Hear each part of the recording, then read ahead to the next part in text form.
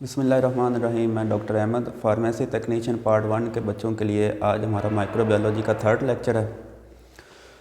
और ये वाला जो थर्ड लेक्चर है ये भी चैप्टर 1 से ही है। चैप्टर 1 अभी स्टार्ट है और थर्ड लेक्चर का हमारा जो टॉपिक है आज का जो हमने डिस्कस करना है वो है chemical composition of bacteria. Chemical composition हमने पढ़नी है सेल इन्वेलप की। इससे पहले हमारा जो सेकंड लेक्चर हुआ था इसमें मैंने आपको बताया था कि हमारे पास जो सेल इन्वेलप है इसमें 3 चीज़ें आती हैं। सबसे पहले सेल मेम्ब्रेन, सेल वॉल और कैप्सूल। सबसे अंदर बैक्टीरिया के अराउंड अगर हम बात करें तो सबसे अंदर वाली सेल मेम्ब्रेन है, उसके बाद सेल वॉल आती है और फिर आता है कैप्सूल। तो इन तीनों को मिला दें तो इसको हम कहते हैं सेल इन्वेलप। तो इसकी हमने कंपोजिशन की बात करनी है कि यहाँ पे जो सेल मेम्ब्रेन है वो किन चीज़ों की बनी हुई है, सेल वॉल किन चीज़ों की बनी हुई है और कैप्सूल किन चीज़ों का बना हुआ है। और यहाँ मैंने दोबारा आपके लिए डायग्राम बनाई है कि यहाँ पे आप देख सकते हैं कि ये एक बैक्टीरियल सेल है, इसके सबसे अंदर देखें सेल मेम्ब्रेन है, उसके बाहर सेल वॉल है और उसके बाहर देखें कैप्सूल है। तो फर्स्ट हम स्टार्ट करते हैं कंपोजिशन ऑफ सेल मेम्ब्रेन। अगर हम सेल मेम्ब्रेन की बात करें तो हमारे बैक्टीरिया की जो सेल मेम्ब्रेन है ये बनी हुई है प्रोटीन्स और लिपिड्स की। इसमें प्रोटीन जो है वो 60% है और जो लिपिड है वो 40% है। और यहाँ पे जो लिपिड होता है, लिपिड की बहुत सारी आगे टाइप्स होती हैं। तो यहाँ पे सेल मेम्ब्रेन के अंदर जो लिपिड पाया जाता है उसको हम फास्फोलिपिड कहते हैं। तो यहाँ पे मैंने ये फास्फोलिपिड का स्ट्रक्चर यहाँ मैंने ड्रा किया है। ये देखें, ये आपके पास एक फास्फोलिपिड का मालिक्यूल होता है। इसमें 2 चीज़ें होती हैं, एक इसका हेड होता है, दूसरी इसकी टेल होती है। अब देखें, इसका जो हेड है वो गोल है, ठीक है, और इसका हेड होता है हाइड्रोफिलिक। हाइड्रोफिलिक मतलब ऐसा मालिक्यूल जो पानी को अट्रैक्ट करता है या पानी में डिज़ोल्व हो सकता है, उसको हम कहते हैं हाइड्रोफिलिक। लेकिन इसकी जो टेल है वो हाइड्रोफोबिक है। तो फोबिक का मतलब, हाइड्रोफोबिक का मतलब होता है जो पानी को रिपेल करते हैं, पानी से दूर भागते हैं, ठीक है। तो इसका हेड हाइड्रोफिलिक क्यों है? क्योंकि यहाँ पे वो फास्फेट ग्रुप होता है, इस वजह से इसका जो हेड है वो हाइड्रोफिलिक है।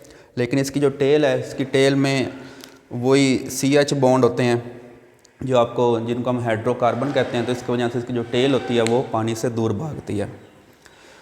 तो इसके बाद हम बात करते हैं हमारी ये वाली जो सेल मेम्ब्रेन है इसका स्ट्रक्चर कैसा होता है, ठीक है। तो सेल मेम्ब्रेन के स्ट्रक्चर को समझने के लिए हमारे पास 2 मॉडल्स हैं। फर्स्ट को हम कहते हैं यूनिट मेम्ब्रेन मॉडल, दूसरे को हम कहते हैं फ्लूइड मोज़ेक मॉडल कहते हैं। तो पहले हम बात करते हैं यूनिट मेम्ब्रेन मॉडल क्या होता है।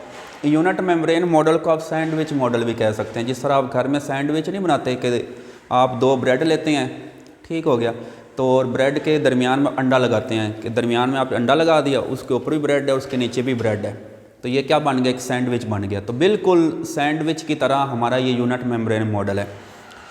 तो इसकी मैंने डेफिनेशन लिखी है। यूनिट मेम्ब्रेन मॉडल क्या होता है कि cell membrane is composed of lipid bilayer. Bi कहते हैं 2 को, मतलब हमारी जो सेल मेम्ब्रेन है इसमें जो लिपिड मौजूद है, और कौन सा लिपिड है? फास्फोलिपिड है। और यहाँ पे आपको फास्फोलिपिड्स की 2 लेयर्स नज़र आएंगी। तो यहाँ पे आप देख सकते हैं डायग्राम में कि ये देखें, ये फास्फोलिपिड की एक लेयर है जिसमें आपको ये देखें इसके हेड्स नज़र आ रहे हैं और टेल नज़र आ रही है। तो ये बहुत सारे देखें फास्फोलिपिड के मालिक्यूल ने मिलकर पूरी एक लेयर बना दी है। और इसके नीचे देखें ये दूसरी लेयर है फास्फोलिपिड्स की जो यहाँ पे उल्ट हो गए। तो देखें दरमियान में ये लिपिड की 2 लेयर्स हैं, तो इसको हम कहते हैं लिपिड बाई लेयर। तो देखें यहाँ से लेकर यहाँ तक जो मैंने बनाया रेड में, ये सारा लिपिड बाई लेयर है। और लिपिड बाई लेयर के ऊपर देखें ये भी प्रोटीन की लेयर है और नीचे भी प्रोटीन की लेयर है। तो देखें ये सैंडविच बन गया ना कि दरमियान में लिपिड आ गया और उसके ऊपर और नीचे क्या आ गया? प्रोटीन आ गया। तो इसलिए इसको हम यूनिट मेम्ब्रेन मॉडल या सैंडविच मॉडल भी कहते हैं। तो पहली इसकी लाइन थी डेफिनेशन की, cell membrane is composed of lipid bilayer, कि इसमें लिपिड की 2 लेयर्स होती हैं। और दूसरी लाइन क्या है? Lipid by layer is sandwich, कि आपकी ये जो लिपिड बाई लेयर है कि यहाँ पे जो लिपिड्स की 2 लेयर्स हैं, इसके ऊपर और नीचे प्रोटीन की लेयर है। इस sandwich between outer and inner layer of protein, के इसके ऊपर भी प्रोटीन है और इसके नीचे भी प्रोटीन है। अच्छा बच्चों, हम बात कर रहे थे स्ट्रक्चर ऑफ सेल मेम्ब्रेन की। तो हमने कहा था कि सेल मेम्ब्रेन के स्ट्रक्चर को समझने के हमारे पास 2 मॉडल हैं।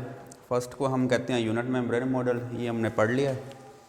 और अब हम बात करते हैं दूसरे मॉडल की जिसको हम कहते हैं फ्लूइड मोज़ेक मॉडल। अच्छा, ये वाला जो यूनिट मेम्ब्रेन मॉडल है इसको बाद में एक्सेप्ट नहीं किया गया। जब एडवांस टेक्नोलॉजी आई तो उन्होंने कहा ये यूनिट मेम्ब्रेन मॉडल ठीक नहीं है, तो अब उन्होंने नया मॉडल बनाया जिसको हम कहते हैं फ्लूइड मोज़ेक मॉडल। अच्छा, ये वाला जो फ्लूइड मोज़ेक मॉडल है ना, इसको ना हम एक और नाम बोलते हैं, इसको आप आइसबर्ग फिनोमेना भी कह सकते हैं। जिस तरह ये समंदर होता है तो आप सारे समंदर को लिपट समझ लें, ठीक है। और समंदर में जगह जगह पे बर्फ़ के पहाड़ पड़े हों, ठीक है। तो वो जो बर्फ़ का पहाड़ है वो पानी के अंदर धंसा हुआ है, ठीक है, कि यहाँ सारा समंदर लिपट है और जो बर्फ़ के पहाड़ जो उसमें धंसे उसको प्रोटीन समझ लें। तो फ्लूइड मोज़ेक मॉडल आपको ये कहता है कि यहाँ पे भी लिपट बाई लेयर ही होगी, लेकिन इसमें प्रोटीन का फ़र्क है बस। यूनिट मेम्ब्रेन मॉडल में लिपट बाई लेयर के ऊपर और नीचे प्रोटीन थी, ऊपर ही प्रोटीन थी, नीचे ही प्रोटीन थी। लेकिन फ्लूइड मोज़ेक मॉडल में जो प्रोटीन है वो लिपट बाई लेयर के ऊपर और नीचे नहीं होगी, ठीक है, बल्कि यहाँ पे जो प्रोटीन है वो लिपट बाई लेयर में धंसी होगी, जिस तरह पानी के अंदर जो बर्फ़ है वो धंसी होती है। या इसको आप एक और तरीके से समझ सकते हैं, जिस तरह वो औरतें दुपट्टा बनाती हैं और उसमें जगह जगह पे शीशे लगा दें, तो पूरे दुपट्टे को आप लिपट कह सकते हैं और जगह जो शीशे लगे हुए हैं उसको प्रोटीन कह लें। तो इस तरह आप इस फ्लूइड मोज़ेक मॉडल को समझ सकते हैं। तो यहाँ पे देखिएगा फ्लूइड मोज़ेक मॉडल को मैंने डिफ़ाइन किया है। अकॉर्डिंग टू दिस मॉडल लिपट by layer is not sandwich between outer and inner layer of protein, ठीक है। कि पहली लाइन में तो इसने जो यूनिट मेम्ब्रेन मॉडल्स को गलत करार दे दिया कि यूनिट मेम्ब्रेन मॉडल जो कह रहा था कि लिपट के ऊपर और नीचे प्रोटीन है, तो ये मॉडल कहता है जो प्रोटीन है वो लिपट के ऊपर और नीचे नहीं है। तो फिर कैसे प्रेजेंट है? But it is embedded in lipid bilayer in mosaic manner, कि आपकी जो प्रोटीन है, ये वाली जो प्रोटीन है वो लिपट बाई लेयर में एम्बेडेड है। एम्बेडेड मतलब धंसी हुई है, ठीक है, इन मोज़ेक मैनर। मोज़ेक मैनर कहते हैं ख़ास तरीके से। जिस तरह देखें ये इसकी डायग्राम है, तो यहाँ पे आपको नज़र आ रहा है, ये देखें ये लिपट बाई लेयर है, ठीक है। तो लिपट बाई लेयर के ऊपर और नीचे प्रोटीन नहीं है, और यहाँ पे देखें ये जो प्रोटीन है वो लिपट बाई लेयर में धंसी हुई है। यहाँ पे पूरी धंस गई है, लेकिन यहाँ पे देखें यहाँ पे वो आधी धंसी हुई है। तो इसको कम्प्लीटली एम्बेडेड कहेंगे और इसको हम क्या कहेंगे? पार्शली एम्बेडेड कहेंगे। तो ये आपके पास क्या है? फ्लूइड मोज़ेक मॉडल है, ठीक है, जो क्या कहता है कि यहाँ पे भी सेल मेम्ब्रेन में लिपट बाई लेयर है, लेकिन जो प्रोटीन है वो लिपट बाई लेयर में धंसी हुई है। तो ये पूरी भी धंस सकती है और आधी भी धंस सकती है। अच्छा, इसके बाद हमारी ये वाली जो सेल मेम्ब्रेन है ना, ये वाली जो सेल मेम्ब्रेन है, ठीक है, तो इसके ज़रिए ना चीज़ों का तबादला होता है। मतलब इसके ज़रिए चीज़ें सेल के अंदर जाती हैं और इससे गुजर के चीज़ें सेल से बाहर आती हैं। तो आपके पास आप ये कह सकते हैं कि ये जो सेल मेम्ब्रेन है ये एक बैरियर के तौर पे काम कर रही है, ठीक है, कि जो भी चीज़ सेल के अंदर जाएगी उसने सेल मेम्ब्रेन से होके जाना है, और जो भी चीज़ सेल से बाहर निकलेगी उसने सेल मेम्ब्रेन से होके बाहर निकलना है। तो यहाँ पे अगर हम मूवमेंट्स की बात करें, movements of molecules across the membrane, कि कौन से जो मॉलिक्यूल्स हैं वो आसानी से सेल मेम्ब्रेन से गुजर जाएंगे और कौन से हैं जो आसानी से नहीं गुजर सकते।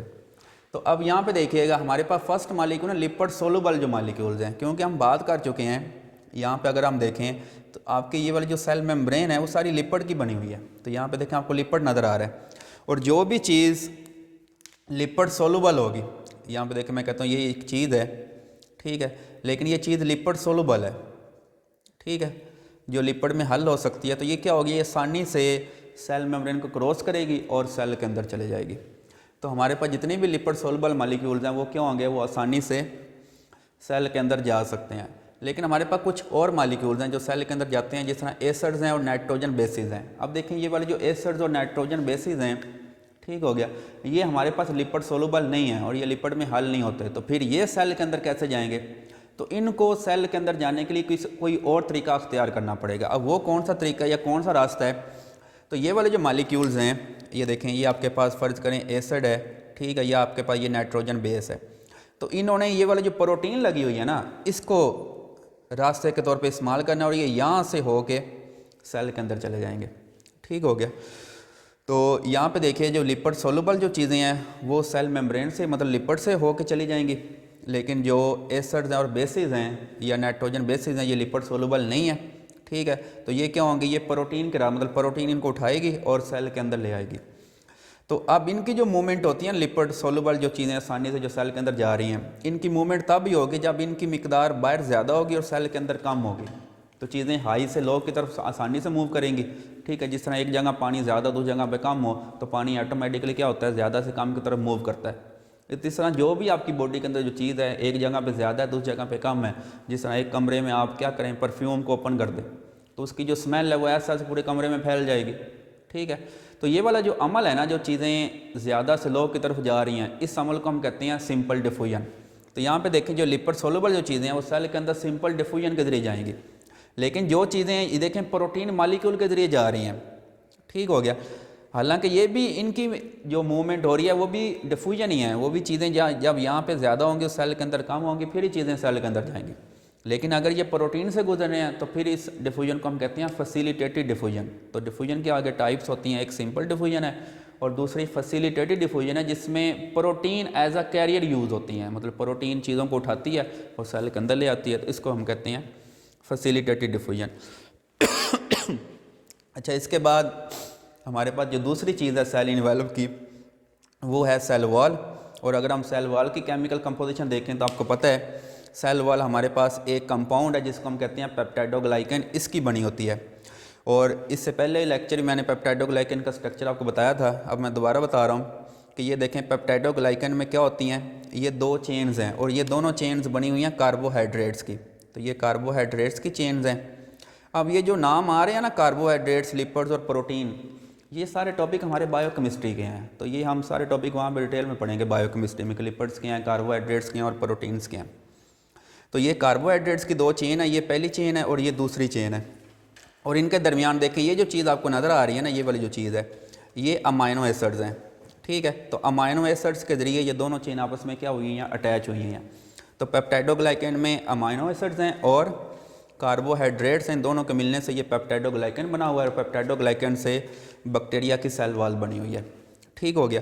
और फिर हमारे पास जो तीसरी चीज़ है सबसे बाहर जो होती है जिसको हम कैप्सूल कहते हैं, तो अगर हम इसकी केमिकल कंपोजिशन देखें तो ये कैप्सूल बना हुआ है प्रोटीन्स का बना हुआ है और पॉलीसेकेराइड कार्बोहाइड्रेट्स को कहते हैं और ये प्रोटीन्स, मतलब यहाँ पे प्रोटीन्स हैं और कार्बोहाइड्रेट्स हैं। और ये हम पहले ही बात कर चुके हैं, ये वाला जो बैक्टीरिया का जो कैप्सूल होता है इसका फंक्शन क्या होता है कि जैसे ही बैक्टीरिया आपकी बॉडी में जाता है तो आपकी बॉडी का इम्यून सिस्टम एक्टिवेट होता है। इम्यून सिस्टम एक कुव्वत मुदाफ़त होती है जो किसी भी बैक्टीरिया वायरस को मार देती है। तो जैसे ही ये बैक्टीरिया आपकी बॉडी में जाता है तो ये कैप्सूल क्या करता है, कैप्सूल बैक्टीरिया को आपकी बॉडी के इम्यून सिस्टम से बचाता है। तो ये हमारा आज का लेक्चर था। तो आज हमने जो पढ़ा इसको हम ओवरव्यू कर लेते हैं। आज हमारा लेक्चर था केमिकल कंपोजिशन ऑफ बैक्टीरिया। तो इसमें हमने केमिकल कंपोजिशन किसकी पढ़नी है, सेल इन्वेलप की।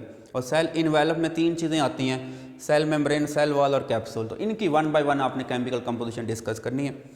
तो अब देखें जो सेल मेम्ब्रेन है इसकी अगर हम कंपोजिशन की बात करें, इसमें प्रोटीन लिपिड है, इसमें प्रोटीन कितना है 60%, लिपिड कितना है 40%। फिर हमने इसके स्ट्रक्चर की बात की कि सेल मेम्ब्रेन का स्ट्रक्चर कैसा होता है। तो इसके स्ट्रक्चर समझने के लिए हमारे पास दो मॉडल थे, एक को हमने यूनिट मेम्ब्रेन मॉडल कहा, दूसरे को हमने फ्लूइड मोज़ेक मॉडल कह दिया।